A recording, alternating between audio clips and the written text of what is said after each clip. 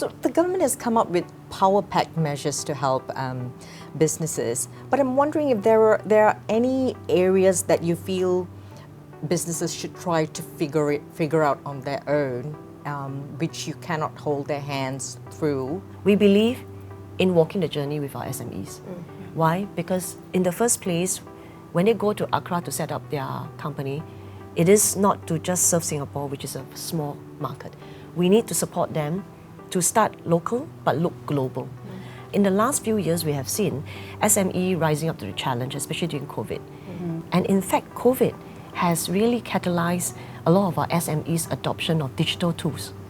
So this company called Chyau, in the past, in a very manual way, the chef in a central kitchen can only at best carry 2 big rotak. And in dipping it to a hot sauce, hot syrup, sometimes it will cause injury. And when there's injury, there's timeout, right? Your productivity, your output will be affected. Now we work with them to transform the entire central kitchen, and they achieved 3 things. Number 1, it really reduced the reliance on foreign manpower. Number 2, it reduced the preparation time for 1,500 ducks. That's how much duck they sell a day, by 30%. So the third thing is, how this translates to dollars and cents is, every month it saves him $60,000 in terms of operating expenses. On a yearly basis, it saves him $720,000.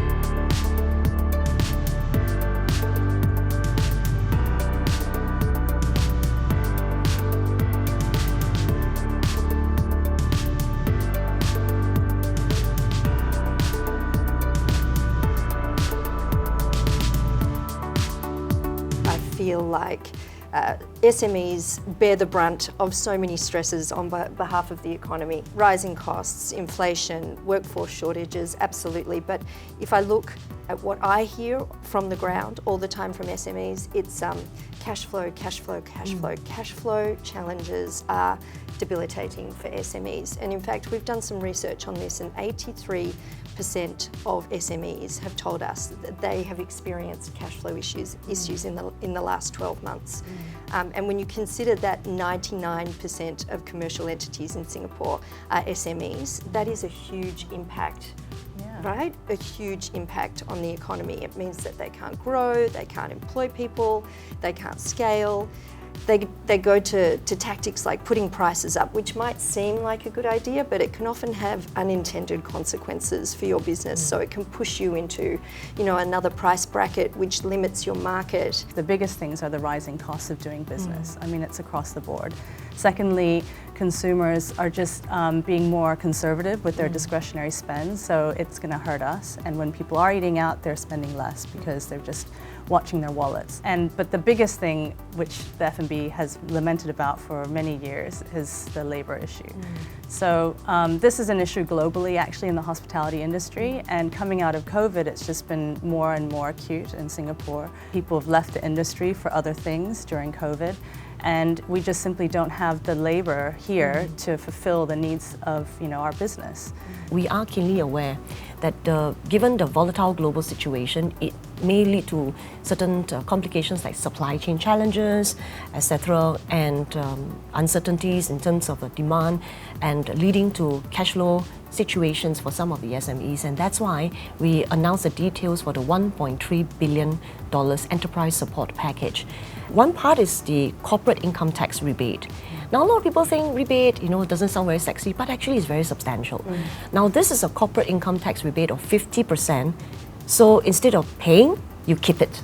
You keep it. And it's quite substantial, up to a cap of 40,000. And assuming, you can really maximize it, 40,000, it is very, very significant. For the SME working capital loan, we previously increased the maximum loan quantum from 300,000 to 500,000 on a temporary basis, but we are making this change permanently to help SMEs with working capital needs. I would add to that the progressive wage credit scheme enhancement is a huge thing for us as well, because it really goes to putting money back into our accounts, which helps with our cash flow. And it just, every dollar really counts when you're in an SME environment, because we actually, coming out of COVID, increased all of our salaries across the board by 15%, just to remain competitive, to be able to get the team members in. And to have the government support that as well was huge for us, because the cost obviously, was very significant.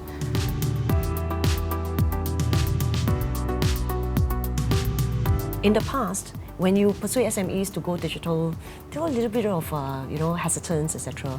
But today, 95% of our SMEs have adopted digital tools or technology, have gone digital, and I'm really proud of our SMEs. Now then, if I can take it further, in today's AI-enabled world and AI-enabled future, I look at the percentage, only 4% of our SMEs have, leveraged AI or machine learning. I think we will have to really support our SMEs to learn more on how to leverage AI. Think of AI as your additional army of staff to do certain basic staff work, so that when it comes to you, you can then, do that last lap. A lot of SMEs have hesitation in adopting it because they just don't know where to begin. They're so busy in the weeds, running their businesses. They don't necessarily have that expertise in-house to go out there and find the solutions that work for the problems that they have. And so I think as it becomes more mainstream and solutions kind of bubble to the surface, that more SMEs can see, examples of where it's happened, and this could definitely benefit me, I think you'll get more adoption. And I do think that SMEs actually are in a really good position to actually adopt this kind of technology, because just by being small, you're just more nimble. We see a lot of businesses exploring and doing things like creating menus sometimes, social media posts with generative AI and having a social media presence.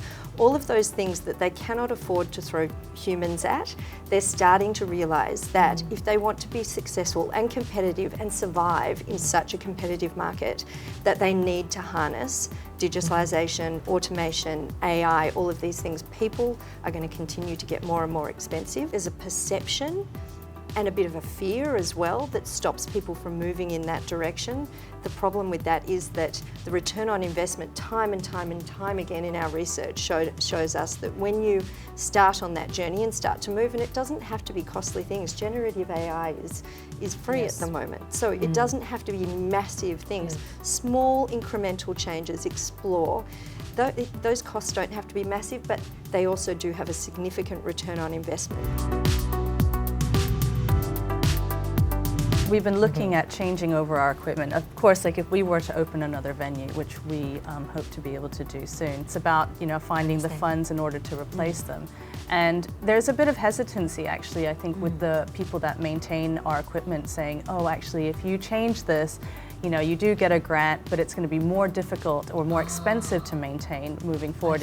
And so what you'll save in energy costs, it's actually going to be more expensive in maintenance, just because it's new technology. I'm sure that as more people adopt it, these service providers are going to have to, bring into line how much they charge for servicing as well. I think there's a reluctance, partly because, I think you mentioned this before, Vicky, SMEs run so lean. They just run so lean. And so, sustainability, all of those kinds of things, you don't have an individual to throw at looking at it. These are trends that are not going away, and they can be harnessed if you can harness them, once again, to throw computers at things that computers do best, and then give your people, run less lean, if you know what I mean, to throw them at the other kinds of things like sustainability, that are going to be, again, they're going to become table stakes and mandated by governments and compliance, all around the globe. As we share this, if I can call it buffet spread of a budget announcement,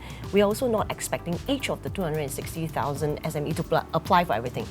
But there must be something for everyone, right? Whether is it digital, PSG, sustainability, AI, depending on your needs.